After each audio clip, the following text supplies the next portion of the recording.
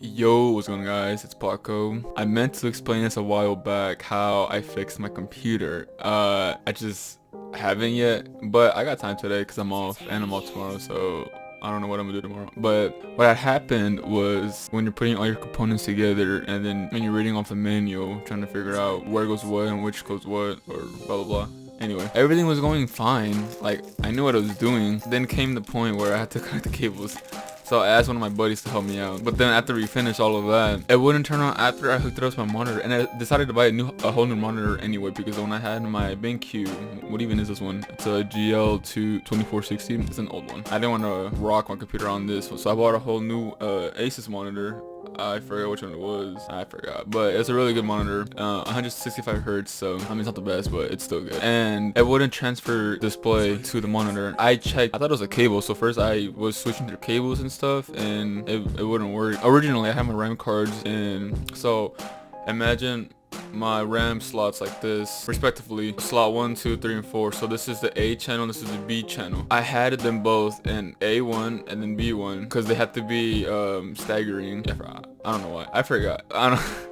I don't know why, but it wouldn't transfer display, so I was like, something's wrong. So I switched them to A2 and B2. It wouldn't turn on either, so I was like, something's wrong. So I called my buddy again to come help me out, and then we were trying to figure stuff out. And then we ended up trying with one RAM stick, and then it showed display. I only had the RAM stick in A1 though, and then it showed my BIOS on my monitor. It's like, wait, what the heck? And we're like, I mean, it works, but something's wrong with my B channel slots. What I had done already was just clean the RAM sticks, like just try to clean them, make sure they're good, make sure there's no dust in my slots. I added more CPU cooler solution on it. Oh, I also tried changing my GPU slots to see maybe, I don't know if that would have worked. You know, for a second I thought my GPU was broken, even though it was new. I paid 1400 for it, 13 or 1400, like, because it was off Amazon and I couldn't get my hands down on a GPU anywhere else. Recently though, they just restocked on 3080s. Couldn't drop 2 grand on a GPU, so I didn't do that. I was worried that the GPU was fake or broken, but it wasn't. It was good. We came down to the solution where,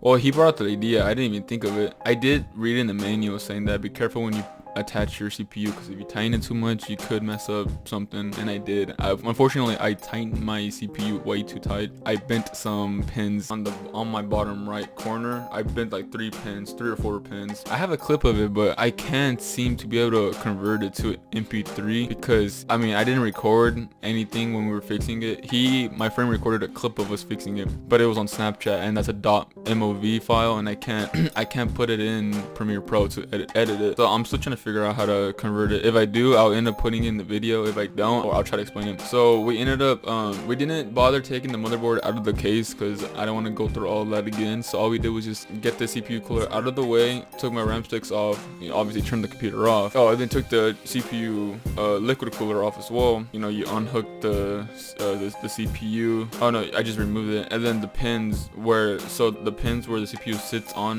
the bottom right corner, I bent like 3 or 4, like they were overlapping or they were touching each other, but they were bent, you can tell. So I grabbed like teeny tiny pliers that I could find, strained them out, and we ended up straining them out. It took like, I don't know, 20 minutes, 15 minutes, because it was so hard to look at them because with so many tiny pins and the flash. I mean, it could have been easier if we had removed the motherboard, but honestly, I don't want to do that because I don't want to have to go through all that work again. So we tried our best, strained them out. We ended up getting it, so we're lucky on that, but it was so difficult looking down. It was so hard trying to strain the pins out when there's so many, like hundreds of other ones around you. It gave the eye an illusion, like you couldn't even see them. But we ended up fixing it, and then when we put everything back together, I didn't attach the CPU cooler in yet because if I did, it's so hard to take the RAM sticks out and then switch some slots. So after we did that, we put the RAM sticks back into A1 and B1, booted it up again, my BIOS popped up. So we fixed it and we were glad. I was so glad because it's been like 3 or 4 days. So from the moment that the screen wouldn't pop up, it took 3 or 4 days to like figure out what was going on, and then when it finally came up, then I was excited. I already had Windows downloaded on the USB. I downloaded it on the computer. I haven't activated it yet though, because I mean I just haven't. It's up and running, so everything's fine now, everything's good. But that's what had happened to the computer. So basically this is a part 2 video. I haven't made it yet. So thank you to all the other people that watched the part 1 video trying to help me out figuring this out. I was honestly stressed and pissed because I thought I thought this build was fucked. Like I thought fuck, I need to like sell the parts again, or I don't know, something. Thanks for the help from my other homie. Oh, and my best friend's cousin, because he also helped me as well. And the other people that I was asking around trying to figure this out. Thank you guys. And that's basically all I gotta say about the computer, so that can happen. Don't tighten your CPU so tight. Yeah. Have a good day, guys.